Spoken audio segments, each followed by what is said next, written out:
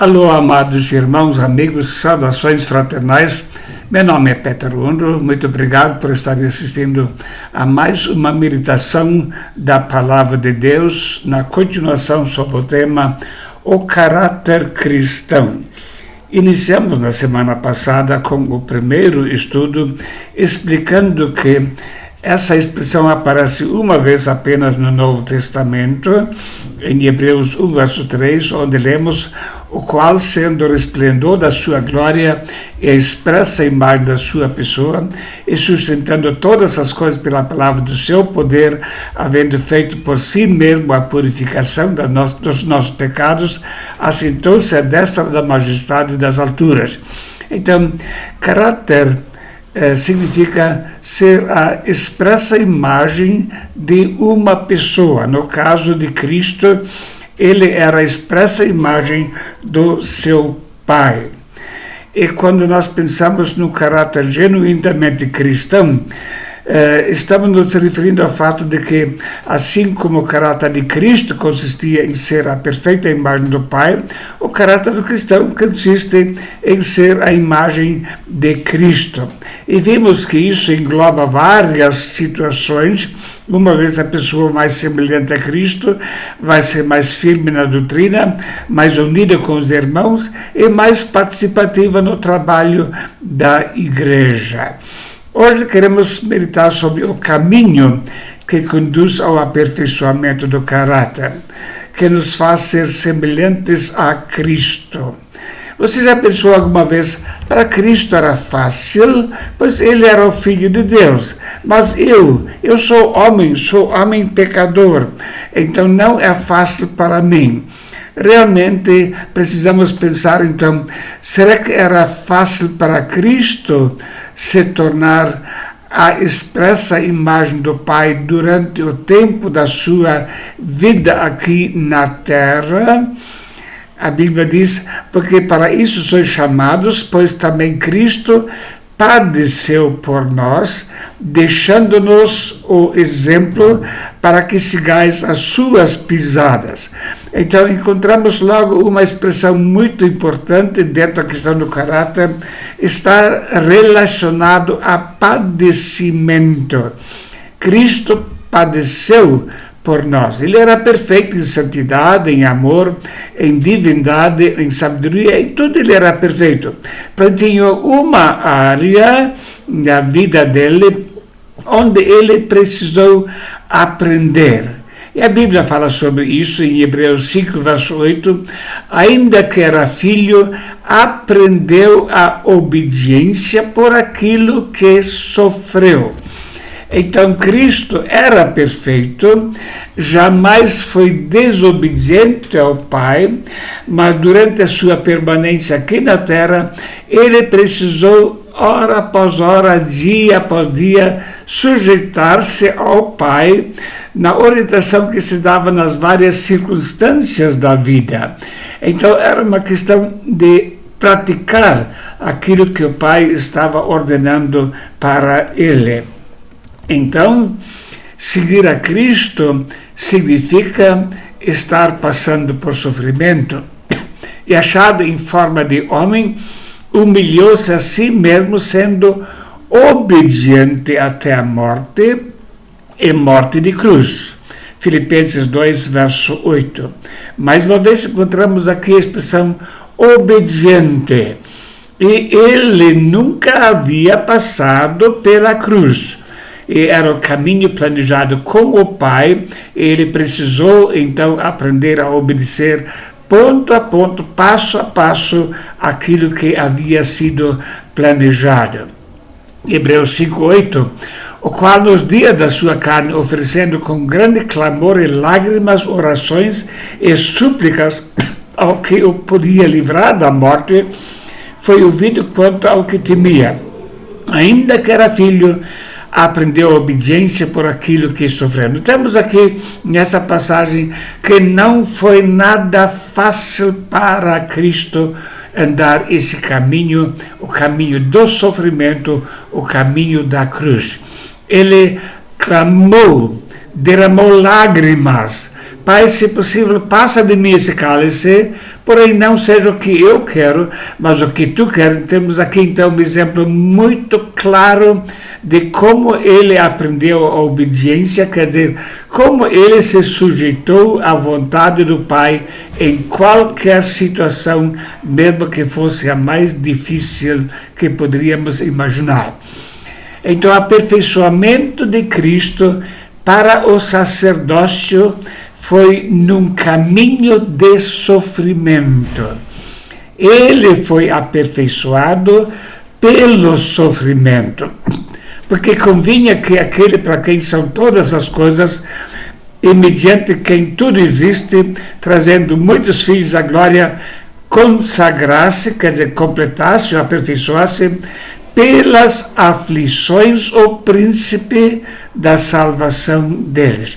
Então, o príncipe da salvação nosso, ele foi consagrado ou completado pelas aflições para a sua missão como sacerdote. Porque naquilo que ele mesmo sendo tentado padeceu, pode socorrer aos que são tentados. Hebreus capítulo 2, verso 18. Então notamos que Cristo precisou passar por muito sofrimento, muitas provações para ser obediente em todas as situações, por mais difíceis que pudessem ser. Então o caminho da transformação na imagem de Cristo, quer dizer, a formação do caráter cristão, passa pelo sofrimento.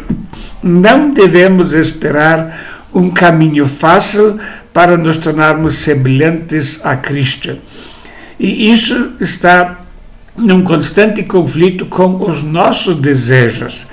A Bíblia fala em 1 João capítulo 2, 15 a 17 sobre concupiscência da carne, concupiscência dos olhos, a soberba da vida, e Cristo passou por todas essas tentações também. E lemos em Mateus capítulo 4 a respeito da tentação de Jesus. E chegando a ele, o tentador disse: se tu és o Filho de Deus, manda que essas pedras se tornem em pães. E, evidentemente, Cristo tinha o poder para isso. Era muito fácil, porém, não era o caminho planejado com o Pai. Não era a hora de transformar pedra em pães.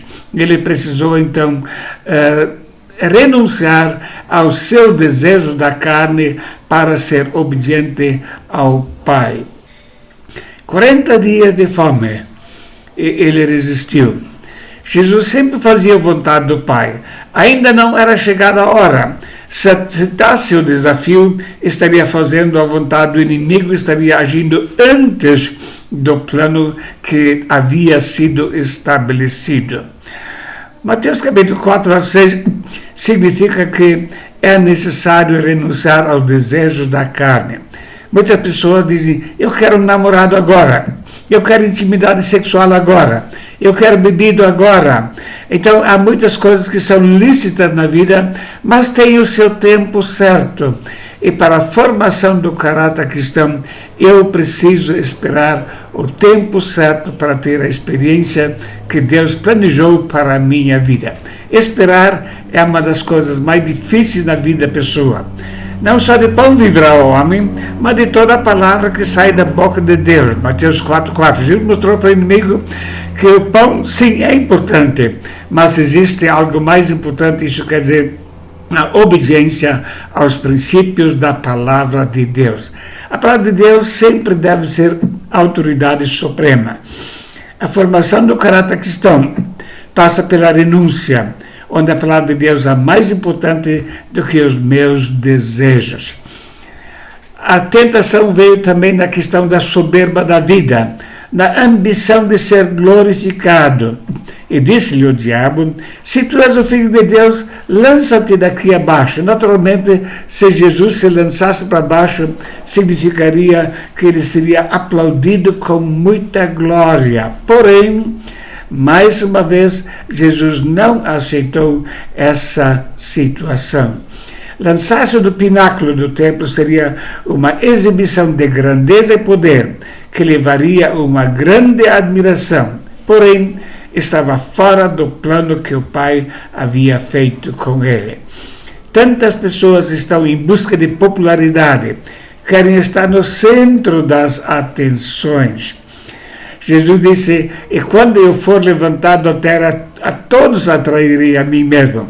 Ele não queria atrair pessoas pulando do pináculo do templo, mas ele iria atrair as pessoas pela sua morte na cruz. Mais uma vez, o sofrimento faz parte do plano de Deus na questão do caráter cristão. Não é o discípulo mais do que o mestre, nem o servo mais do que o seu senhor. Basta o discípulo ser como o seu mestre e o servo como o seu senhor. Se chamaram Beelzebul, o pai da família, quanto mais aos seus domésticos, Mateus 10, 24 a 25. Então é importante reconhecer que não devemos viver em busca de glória, de admiração, e devemos contar com ataques, com sutileza do inimigo, mas devemos resistir a essa busca de glória humana. Depois veio a concupiscência dos olhos, a ambição de poder. E mostrou-lhe todos os reinos do mundo e a glória deles, e disse-lhe: tudo isto terei se prostrando me adorares. Tantas pessoas estão em busca de glória e fazem todas as coisas a fim de serem vistos pelos homens, pois trazem largos filactérios e alargam as franjas de suas vestes e amam os primeiros lugares nas ceias e nas primeiras cadeiras da sinagoga, e a saudação nas praças para serem chamados pelos homens de Rabi, Rabi. Vós, porém, não quereis ser chamados de Rabi, porque um só é o vosso mestre, a saber, o Cristo. E todos vós sois irmãos, e a ninguém na terra chameis de vosso Pai, porque um só é o vosso Pai que está no céu. Não devemos buscar glória de outras pessoas, de homens. Devemos reconhecer que toda glória e honra cabe exclusivamente a Cristo. E formar um caráter cristão significa abrir mão do desejo de glória para glorificar ao Senhor. O maior de vós será o vosso servo, e o que a si mesmo se exaltar será humilhado, e o que a si mesmo se humilhar será exaltado. Esta é a palavra de Deus, esta é a orientação que temos para a nossa vida. Em Lucas nós lemos que devemos ser servos, seguir o exemplo de Jesus que lavou os pés dos apóstolos. E ele nos fará reis e sacerdotes quando estivermos no seu reino. Havia entre discípulos uma discussão, quem deles seria o maior? Então é necessário abrir mão desse desejo. O desenvolvimento do caráter cristão passa por sofrimento, humilhações, correção das nossas ambições, espera paciente até a hora que o Senhor determinou chegar. Jesus recorreu à Bíblia para responder a cada uma dessas tentações. Ela é o padrão para a nossa fé e prática. Ele disse, está escrito. E devemos buscar sempre o que está escrito na palavra do Senhor. Isso é padrão para o nosso desenvolvimento de caráter. Acabando o diabo, toda a tentação ausentou-se dele por algum tempo, isso quer dizer, outras provações iriam vir ainda. A Bíblia diz, porque não temos um sumo sacerdote que não possa compadecer-se das nossas fraquezas, porém um que, como nós, em tudo foi tentado, mas sem pecado. Então, o nosso sumo sacerdote sofreu para ter o caráter, a imagem do Pai. Porque convinha que aquele para quem são todas as coisas, e mediante de quem tudo existe, trazendo muitos filhos da glória, consagrasse ou completasse pelas aflições o príncipe da salvação deles. Sem a menor dúvida, a luta de Cristo foi mais difícil do que a nossa. As suas provações foram maiores do que as nossas. Chegamos-nos, pois, com confiança ao trono da graça, para que recebamos misericórdia e achamos graça a fim de sermos socorridos em tempo oportuno. Vamos passar por sofrimento, vamos passar por aflições, mas temos alguém que já andou por esse caminho e sofreu muito mais do que nós, e ele vai nos ajudar no desenvolvimento do nosso caráter. Agradeço por assistir a mais uma meditação na Palavra de Deus e aguarde o próximo estudo na sequência dessas lições para que sejamos realmente cristãos plenamente desenvolvidos à semelhança de Cristo para a honra e glória do Senhor. Muito obrigado e amém.